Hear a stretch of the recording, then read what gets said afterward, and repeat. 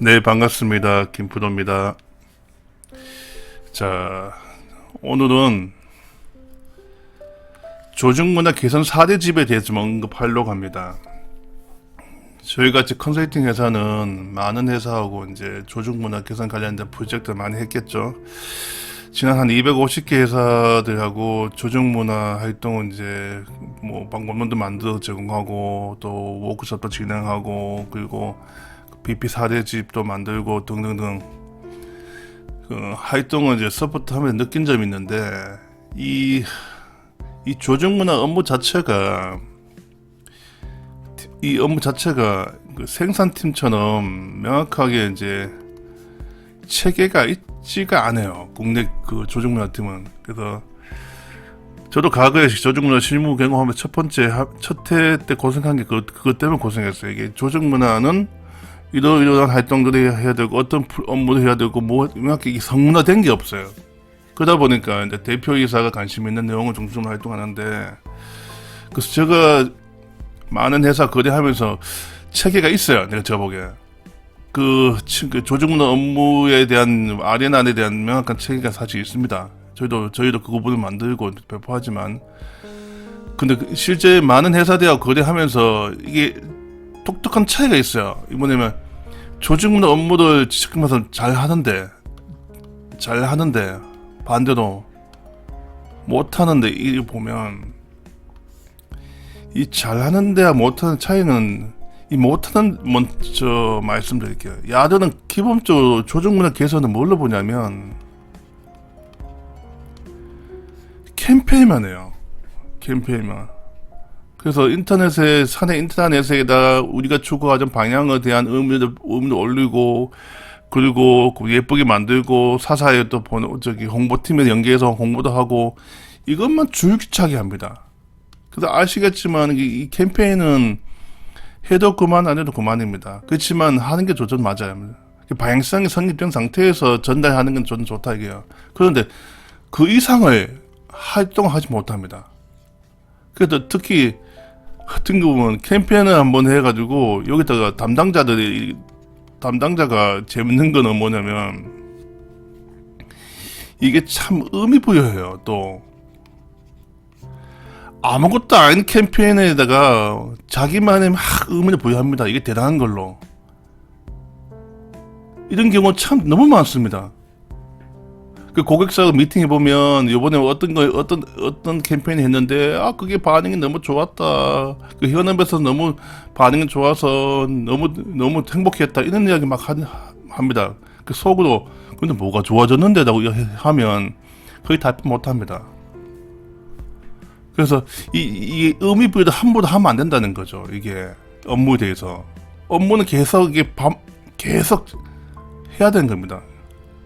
조직문화 팀의 업무가 뭐 하루 이틀만 끝날 건 아니잖아요. 이 3일 동안 몇십 년 동안 해야 되는 관계도. 그래서 보면 이 못하는 회사의 특성은 신나게 캠페인만 하고, 이 잘나는 회사들 보면, 야들 보면 이런 방법론은 개발해요.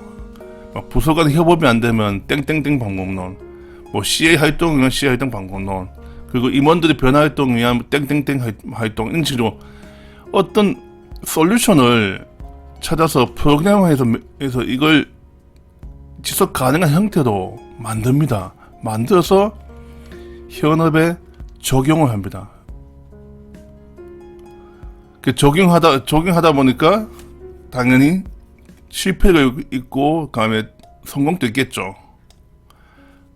그래서 그런 와중에서 이제 계속 조정 보완하고, 그 캠페인을 어떻게 하면 최종 결과물, 그러니까 이게 최종 그 어떤 땡땡땡 할 방법론을 전개한 이후에 성과를 사내 인터넷에 캠페인하는 경우가 많은, 그런 경우가 이 잘 되고 있는 조정 회사의 특성입니다. 그래서 이거 왜 그럴까 보면, 못하는 회사의 그 담당자분들의 눈높이가 그게 높지가 않아요. 이게 조정 담당자가 이게 참, 이 친구들이 눈높이 교육을 좀 해야 됩니다. 그래서 어떤 사례가 임팩트 있고 어떤 사례가 임팩트 없는 건지를 명확하게 잡아야 돼. 대표적으로 보면 잘된 회사들 보면 이게 전부 다 4대집을 만들어요. 4대배 버전 1, 버전 2 이렇게. 근데 못하는 회사는 4대도 없어요. 그냥 그때 그냥 이벤트성으로 많이 한다는 거죠. 이런 차이가 있는 거예요. 제가 이 4대집에 대해 좀 이야기하고자 합니다. 조정문화 개장 4대집이 왜 필요하냐면 좀 예시 드리겠습니다. 제가 예전에 신입사원 때 보고서 작성을 진짜 못했어요. 그래서 너무 못하니까 심리적 부담도 크고, 그래서 어떻게 잘할 수 있을까 고민 끝에 이 보고서 작성을 잘하는 선배 과장님한테 여쭤봤어요. 저 과장님 이거 보고서 작성 어떻게 잘 합니까? 라고 하니까 과장님의 말에 의하면 아주 심플합니다. 그래서 결국은 모방이다.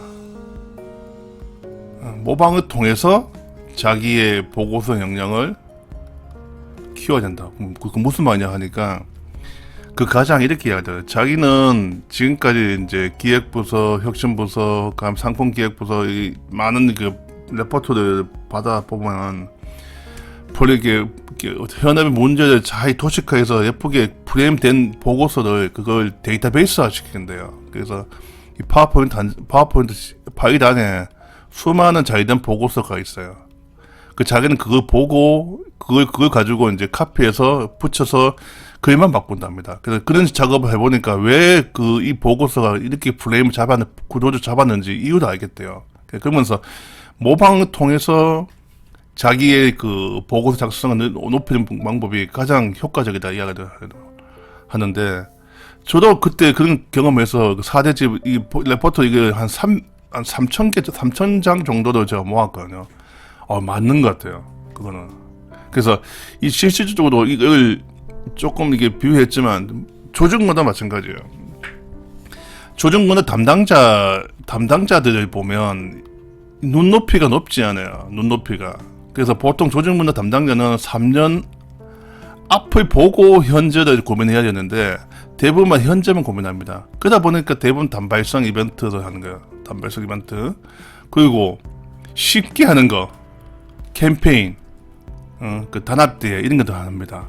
그러니까 캠페인이나 단합대회를 하는 것 자체에 대해서 굉장히 의미부여합니다. 뭔가 대단한 거 하는 것처럼. 근데 전혀 현업에 있는 사람들은 캠페인 한번 했다 해서 확 변화되지 않습니다. 쉽게 말해서 어제 저녁에 TV에 광고 한 편 봤다 해서 그 광고를 명확하게 이해할 수 있는 사람이 한 명도 없는 것처럼, 기억도 못하는 것처럼, 실무자는 현업에 있는 분들은 기본적으로 자기 본인의 업무들 본인이나 팀 업무들 우선시합니다. 이쪽 관련된 고민만 하고 있는 거죠. 근데 이게 조직문화는 자기 업무와 전혀는 아니지만 메인이 그러다 보니까 당연히 관심 떨어집니다. 특히 임원들도 마찬가지고. 그래서 그럼 어떻게 해야 되냐면 이 현업에 있는 분들 고민거리가 뭐냐면, 전사 차원에서 뭔가 하려고 했는데 뭘 해야 될지 모르겠다 이야기예요. 여기 뭘이란 거는 파급성 높은 프로그램을 하고 싶어 하는 건데, 근데 파급성 높은 게 뭐냐, 그게 뭔지 모르는 거예요. 그래서 이제 조직문 활동 잘하는 회사들의 특성들 보면 처음에는 그 회사도 처음엔 잘 못했겠죠. 그래서 자기는 매년 이렇게 4대집을 만드는 거예요. 저희 회사도 마찬가지예요. 저희 회사 2008년도 때 이 회사 만들면서 첫 해부터 그때까지 지금까지 이 4대집을 모았어요. 회사별로 모으고, 그 다음에 그 분류 체계를 만들어서 이런 거죠. 전략적 방향성을 위한 활동들, 근한 위험을 활성화시킬 수 있는 활동들, 업무 효율성을 높일 수 있는 활동들, 그리고 부서 간 협업을 높일 수 있는 조직문화 활동들, 동기협업을 높일 수 있는 조직 활동들, 육성을 위한 조직 활동들, 업무 소통을 높일 수 있는 조직 활동들, 이런 식의 다양하게 분류 체계를 만들어서 4대지를 만든다 보니까 이게 엄청나게 나중에 실제 조직문화 진단할 때, 조직문화 진단 개선 컨설팅 할 때 이게 엄청나게 활용되는 거예요. 이게 타사에서 검증된 사례를 가지고 고객사하고 이제 어프로치 하니까 충분히 설득력 있는 거예요. 고객사는 이거 다른 데서 이거 다른 데서 해봤습니까? 라고 그건 지금 굉장히 많이 합니다. 타사에서 검증됐냐? 그 검증된 걸 입증하기 위해서 저희가 사대집을 모았거든요. 그래서 잘된 사대집만 다 모아놓고 그거 가지고 거기 중에서 이제 고객사에 맞게끔 이슈를 해결할 수 있는 방법을 맞게끔 사대집을 만들어서 그 회사에 제출해서 프로젝트 완료하는 것처럼 현업 분들도 뭘 해야 될지 몰라요. 특히 CA 분들, 이분들. 그러니까 이분들은 조정문화 계산 4대집이 반드시 있어야 됩니다. 반드시 있어서 현업에 배포하셔야 돼요. 그리고 임원 단위 조직문화 활동도 마찬가지. 이분 그 담당하는 현업의 임원 단위 담당자분도 이거 없으면 진짜 너무 막막합니다. 우리가 막막하다 보면 하는 게 뭐냐면 대충 합니다. 그냥 있는 척 없는 척 이렇게 척만 하는 거죠. 나중에 실질적으로 조정문화 개선되지 않은 상태에서. 그래서 제가 보기에는 종합적으로 봤을 경우는 조정문화 팀에서 이제 장기적으로 뭐 당장 아니어도 조정문화 개선 4대집을 만들어서 계속 DB하고 이걸 배포해야 됩니다. 그래야지만 현업에 있는 분들이 뭘 해야 될지 대한 고민을 덜 하게 되죠. 만약에 4대집 중에서 업무 소통 중에서 뭐 타사의 A 사례는 이건 우리 조직에 한번 적용해보자. 조금 방식만 바꾸는 거죠. 컨셉은 명확하니까. 그렇게 접근하면 그 현업 담당자 분들의 입장에서는 굉장히 좀 심리적 안정감을 느낄 수 있고, 실제 주간부서 조직문화 팀 입장에서는 단발성 이벤트가 아니라 실질적으로 변화를 일으킬 수 있는 활동들이 현업에서 활발하게 전기가 되고, 또 연말 되면 또 BP 공유도 하면 또 이게 버전 2가 되는 거죠. 4대집 버전 3 이렇게 되는 거죠. 이런 식으로 4대집이 계속 반복적으로 만들어져서 그게 나중에 이제 이 조직문화 팀의 아주 훌륭한 자산이 됩니다. 반드시 조직문화 개선 4대집을 만들어 주셔야 됩니다.